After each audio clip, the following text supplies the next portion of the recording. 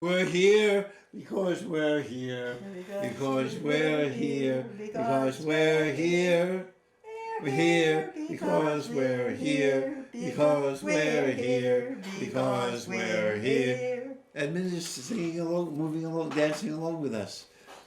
I'm touched to have Joy Chesna on this show, which is called Aha, a human among humans. And I have one of the best humans that have ever been made, Joy Chesna, thanks to her husband, who has contributed beyond belief to her well-being. His name is Edmund. I don't know his last name, but we'll find out. We'll keep him anonymous. Okay. He is such an extraordinary person. We don't want him to be overwhelmed by crowds. And we're here. My name is Michael Koran, as you might all know, I hope. And this is called Aha. And we're going to look at a poem, because we have guts, in case you missed it. This is a suicide song by Tony Hoagland. I'd like to say something about Tony Hoagland. Yes, go for it. I met Tony at the Robert Bly Poetry Conference, and he was still around when Robert Bly was still at the conference, but he stayed after every year, once a year, once 1 week, and the whole time he was there, he was fighting cancer. He had spleen cancer. I believe it was spleen cancer. But he kept plugging away. He was full of life. He was a little slight guy, and he had the bandana around his head and thin hair, and so he was quite a feisty guy. I loved him dearly. He was my favorite from the whole conference of the teachers, and this year. Finally, he did succumb to the cancer, and this is a poem by him. Wow, it's related, and thank you for that. Suicide song. And maybe could be sung. By now I'm afraid I know too much to kill myself. Joy is smiling. Though I'd still like to jump off a high bridge at midnight or paddle a kayak out to sea until I turned into a speck or wear a necktie made of knotted rope. I can identify with all of these. By now I'm afraid I know too much. I know too much to kill myself. Though I would still like to jump off a high bridge at midnight or paddle a kayak out to sea till I turn into a speck or wear a necktie made of knotted rope. But people would squirm. It would hurt them in some way. And I am too knowledgeable now to hurt people imprecisely. So I'm going to hurt your joy. I want to do it like a surgeon and really cut your heart out if I want to without messing with your lungs. And now I am too knowledgeable to hurt people imprecisely. No longer do I live by the law of me. No longer having the excuse of youth or craziness. And dying, shows a serious ingratitude for sunsets and beehive hairdos and the precious green corrugated pickles they place at the edge of your plate. Killing yourself is wasteful, like spilling oil at sea or not recycling all the kisses you've been given. That is so beautiful. And anyway, who has clothes nice enough to be caught dead in? No killing ourselves. Not me. You stay alive, you stupid asshole, because you haven't been excused. You haven't finished, though it takes a muleless stubbornness to chew this food. It is a stone, it is an inconvenience, it is an innocence, and I turn against it like a record turns against the needle that makes it play. So I almost understood it. Is that last line? The best line is the last? The last line you almost understand, or the whole poem? I understood everything up till the end. Yeah. You haven't been excused, so we can't kill ourselves. Right. Yeah. You haven't finished, though it takes a muleless stubbornness to chew this food. Yeah, he had a, we all have some hard to tact it to. So it is a stone. Is the food a stone? What? It is a stone. Staying alive, not committing suicide. It is convenience. It is an innocence. And I turn against it like a record turns against the needle. Yeah, life. That makes it play. Life is plays us. We play the needle. The life goes around, and turns against. And I turn against it like a record turn. So the record player, you makes you play, right? Life makes you play. You're the record, and the record makes the needle and the record player makes you play, and it gives out the music, and rubbing against that makes you play. That's life. So life is I might want to kill myself, but I haven't been excused. Life is like a stone, and maybe the food I'm eating is like a stone, both. It's an inconvenience. That's a hard thing to say. Ouch. It is an innocence. And how is life an innocence? It just wants you to keep going, huh? Yeah. And I turn against it, and I don't want that. Like a record turns against the needle. I don't want this life. I turn against life, and I'm turning against it. But life is like the needle, right? Yeah. That makes it play. That makes life go on. The song of suicide. Yeah, the song of suicide. Oh yeah, I forgot to put those together. The song of suicide. Mm-hmm. That's a sad poem. Yeah. Powerful. It's full of love, though. I think, I found Tony, it was like his poem, he was kind of sarcastic and kind of hard on people, but he was so full of love. It was an incredible poet and man. And that's hopeful if when you don't want to live and you feel like you're just going round and round, the needle of life, the pains of life, make the music that you can sing. That is sad but powerful. I like this better than our other poem. It makes more sense to me. The other poem didn't tell you how to be kind. Yeah, just told you, because in the other poem, okay, you can lose everything, but that doesn't mean you're going to be kind. No, it doesn't. I think you can be even the opposite. You can get in touch with sorrow. Sorrow hasn't helped me be kind. When he told me, repeating myself,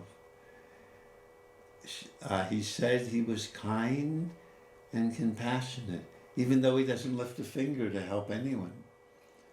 The world is his oyster. Everyone else is supporting cast to him. But you could say kind words. You be supportive. He doesn't do that. You don't have to actually do something. No, that would be like that. What? Bob would like that. Doesn't have to do anything. You just say kind words. No, you're kind. You forgiving. Not very forgiving. Sometimes Bob is Bob has a big heart, actually. Yeah, so he's kind to him. No, you're being kind. I think kind. Well, I think you can speak kindly, but to speak kindly, truly, rather than be nice. You know, to have. There's a big difference between I want to be nice to you, Joyce. You're a guest on my show, and to really, what I've been doing, sharing my real words with you.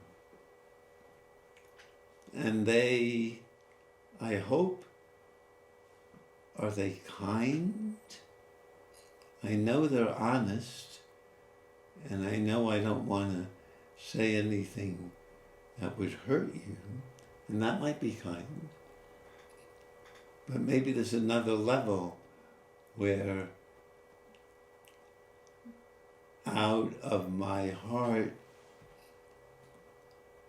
I feel for you, as Thich Nhat Hanh said.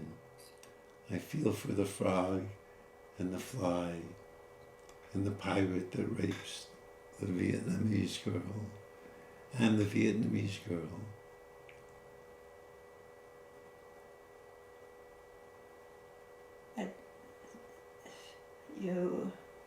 I think with kindness you try to help by what you say. Like you see somebody having great difficulty, or they made a mistake, or they're whatever their problem is, you're kind to them and you try to help them in what you say to get them out of their suffering. Yeah, that I do out of habit. But I don't think So that's kind if you're trying to. there's something more. I could If even you feel that I'm like them. There's, you would know. You see, I'm learning. I think you genuinely feel care for people and are kind. In the abstract sense, no. In the one-to-one thing, I feel for, yeah. And what does it feel like when you feel kindness? You listen. You listen to them. That's the thing. The most important thing you can do, is you're there for people. Like Thich Nhat Hanh says, you're there. You're there, listening. Yeah, I do that well now. Yes, but I might not feel kind. I might do it out of duty, or because I think it's a good idea, or they would like it. Yes. But I think kind is a feeling I'm just learning. Because you can go through the motions, because you want to be a good guy, right? Mm-hmm. You must know this. And then there's the genuine, well, compassion is different than kind. A kind word, right? Yes. You're looking good. I don't think you say. Never heard anybody say, "I feel kind." Oh, I see. They feel compassion. Yes, but the kind maybe is action, and compassion as an action. A kind has to do with an action rather than an emotion. Wow. Maybe that's it. Maybe. But I don't know if you get kind from being sorrowful. I mean, losing everything. No, I don't think that's for sure, no. Do you have to lose everything to be? I mean, yeah, I'm not sure about that. No, I don't. I think she's, for her maybe. I can see about in order to love something, to really love, you have to know it's going to die, or that it's all. I can see that. Really? About losing that everything, and that's like everything was going to end. You're going to lose everything, and so you love life as it is. Life is so tenuous. and you realize it will end, so you you love it because it has an end. Because it has an end. Yeah. That for me, that's a little too calculating. I could love you whether I'm going to see you again or not. Yeah, but I think it just happens to you. I don't think you can do it with your mind. I think you have to live through it, or you have to. I mean, I feel kindness now. I do. Caring. There's a difference, right? Caring and kindness. You think I'm in trouble? You're going to be kind to me? Yes. Is there a difference? Say that again? You think I'm in trouble and you're being kind to me, or you? Oh, do I who are think you there's being trouble? kind to? Yeah. I don't know. It seems to be a feeling. Care. It seems to go with It's caring. Huh? If I care, I want to, which is new to me, I want to be kind. Whereas in the past, I would just be kind because I didn't give it, I didn't care. I thought it was just a good idea to be kind. So now I can feel out of caring, which includes compassion, right? Feeling who you are, I could want to do kind things which I think are like touching and hugging and caressing from afar, whether it's giving you a pretzel, giving having you on the show. It feels very lovely to feel kind. Why wouldn't anybody want it once they? But maybe like me, they never felt it before. Oh. Boy, does it feel nice. Compassion is nice. Who would have thought? Kind and caring. But the compassion, I think, to say that compassion is to feeling their pain. You feel the pain of the other person. I like your name better. Compassion is feeling the joy of them. Whoa! The joy of Edmund. Do you have compassion for me, someone because they're joyful? I think maybe. Why not? Why just... Which would you prefer? I don't think that's... Which would you prefer? For me to rejoice in your joy or feel your sorrow? If I see you, wouldn't you, which is true, I rejoice in your joy. I say, here comes joy. Not joy has had a hard time. I don't say that. I don't know that. But I rejoice in your joyfulness. And you prefer that, I think. Yeah, but I'm just saying that, no, and I think is when you see suffering or there's suffering around you, you have compassion for it. That I think compassion goes with suffering somehow and not with joy. Not with joy, not on your hero, one of your heroes, says he's the frog catching the fly, as well as the fly, but the frog likes that. Yeah. Yum. Yeah. So maybe it's both, and then he feels a little sorrow for the fly who was eaten. Well, the frog has hunger, so he has compassion. Yes. So he has to eat. So you have compassion for the frog because he needs to eat. So we don't say compassion for joy, right? No. Communing, maybe? Yeah, communing with joy. So I can have compassion for sorrow and commune with your joy. Yeah. Maybe. Oh, it feels very nice, though. They might go together. Somehow. Right, we'll because you'll have, joyful as you are, you might have some sad things and painful things. And I think my joy comes from the other side of sorrow. Tell us more. But the more I go through life, it's like that, like seeing that the poncho, the guy with the poncho on the side of the road. Who's it dead? goes back to the. Who's dead? Who's dead? That the more I see the suffering and the pain in the world, the end of the world, I'm worried about all the stuff that's happening, and the more, and I sort of been to the point where you sort of like just die, felt like I've died many times, and that makes me more joyful because I'm so glad to be alive, Wow. to be here in the moment. That the joyful moments come. The yin and yang thing, you know. I'm beginning to feel the pain of, it's hard, right? Yeah. Refugees. That's hard. Talk about sorrow.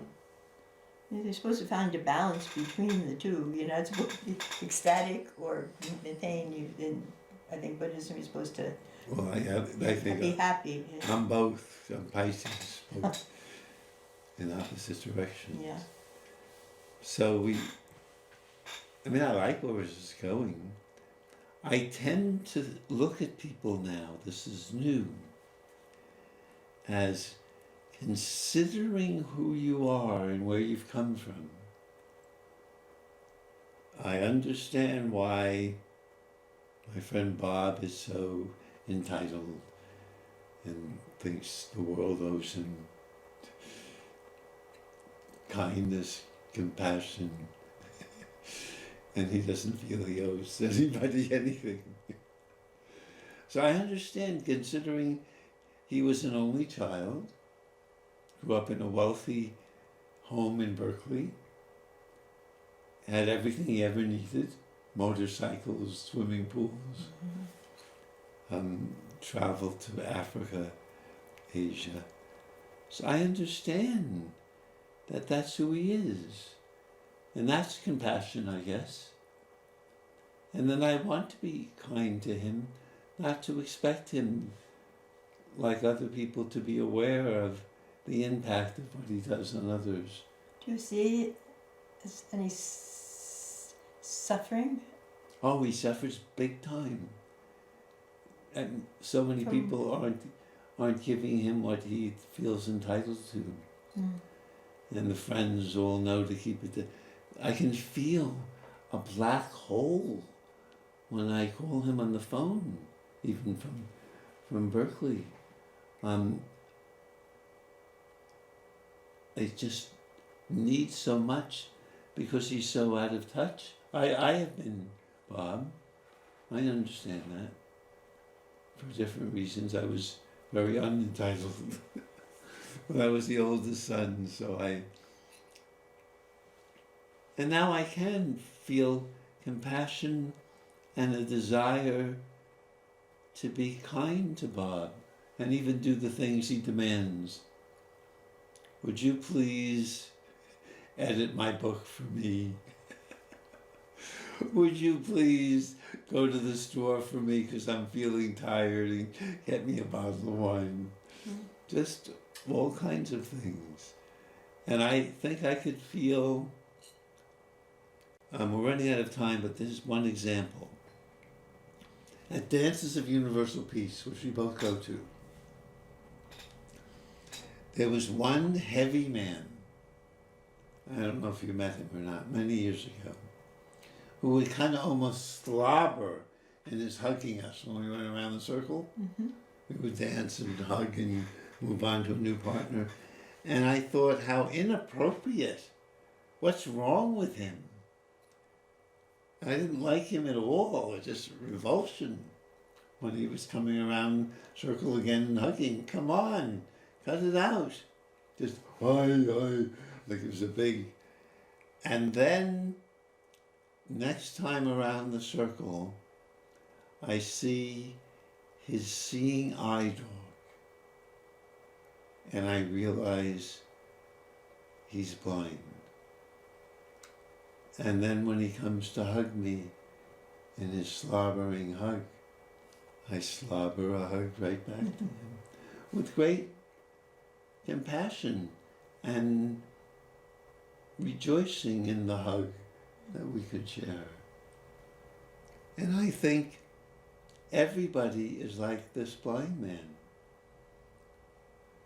You know, like my friend Bob is blind to